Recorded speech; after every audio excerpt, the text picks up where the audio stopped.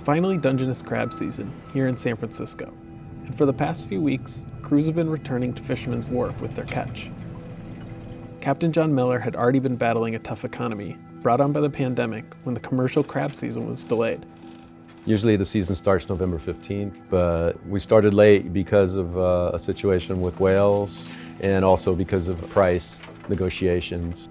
So we didn't end up going till into January. And that delay was the last thing fishermen needed. It's a huge fire. In late May 2020, San Francisco woke up to a massive warehouse fire on Pier 45, where millions of dollars of crabbing equipment had been stored. Around 30 fishermen lost equipment in the blaze. John Barnett was one of them. 15 years worth of equipment stored up, and it was all gone. It represented not just a lot of money, but a lot of work. It was pretty devastating for some of us.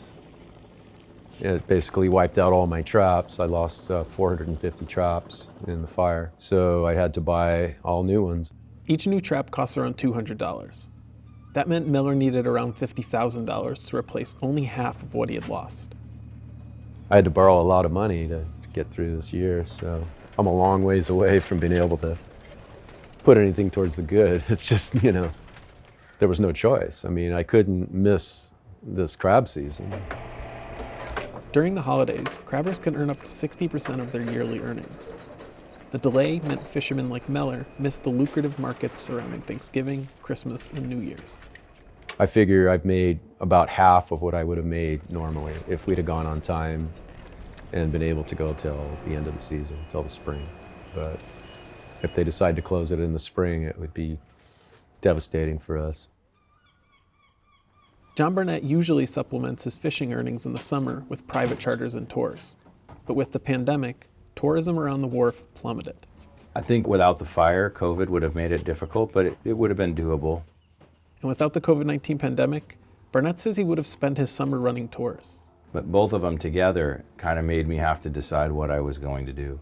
And that decision was to work on crab gear and get ready for a crab season, which has been pretty good over the last 15 years. This year, not so much. Lost tourism money, debt for new equipment, and a slow season isn't what many at Pier 45 were hoping for. But this isn't their first run-in with adversity. They're in this for the long haul.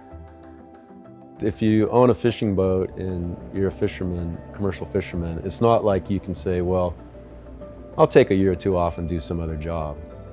You just got to tough it out and just keep pushing forward.